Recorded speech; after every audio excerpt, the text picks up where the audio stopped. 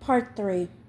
Ralph went home and sat staring not at the TV but through it for an hour or so. He got up during a commercial to see if there was a cold Coke in the refrigerator, staggered on his feet, and had to put a hand on the wall to steady himself.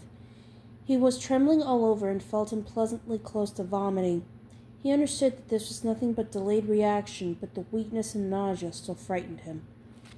He sat down again, took a minute's worth of deep breaths with his head down and his eyes closed, then got up and walked slowly into the bathroom. He filled the tub with warm water and soaked until he heard Night Court, the first of the afternoon sitcom, staring up on the TV in the living room. By then, the water in the tub had become almost chilly, and Ralph was happy to get out. He dried off, dressed in fresh clothes, and decided that a late supper was at least in the realm of possibility. He called downstairs, thinking Bill might like to join him for a bite to eat, but there was no answer.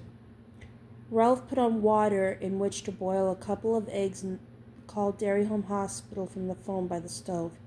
His call was shunted to a woman in patient services, who checked the computer and told him yes, he was correct. Helen Deepno had been admitted to the hospital. Her condition was listed as fair. No, she had no idea who was taking care of Mrs. Deepno's baby.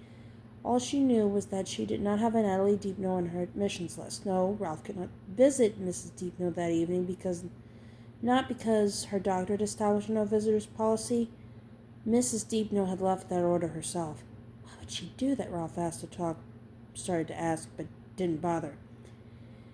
The woman in patient services would probably tell him she was sorry that she didn't have that information in her computer, but Ralph decided he had put it in his computer, the one between his giant economy-sized ears. Helen didn't want visitors because she was ashamed. None of what had happened was her fault, but Ralph doubted if that had changed the way she felt. She had been seen by half of Harris Avenue, staggering around like a badly beaten boxer after the ref had stopped the fight. She had been taken to the hospital in an ambulance, and her husband, the father of her daughter, was responsible. Ralph hoped they would give her something that would help her sleep through the night. He had an idea things might look a little better to her in the morning. God knew they couldn't look much worse. Hell, I wish someone would give me something to help me sleep through the night, he thought. Then go see Dr. Litchfield, you bastard. Another part of his mind responded immediately. The woman in patient services was asking Ralph if she could do anything else for him. Ralph said no and was starting to think when the line clicked in his ear. Nice, Ralph said. Very nice.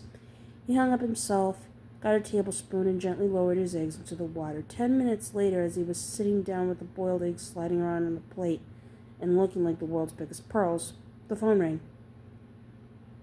He put his supper on the table and grabbed it off the wall. Hello? Silence, broken only by breathing. Hello? Ralph repeated. There was one more breath, this one almost loud enough to be an aspirated sob, and then another click in his ear. Ralph hung up the telephone, looking at it for a moment, his frown putting 3 ascending wavelines on his brow. Come on, Helen, he said. Call me back, please. Then he returned to the table, sat down, and began to eat his small bachelor's supper.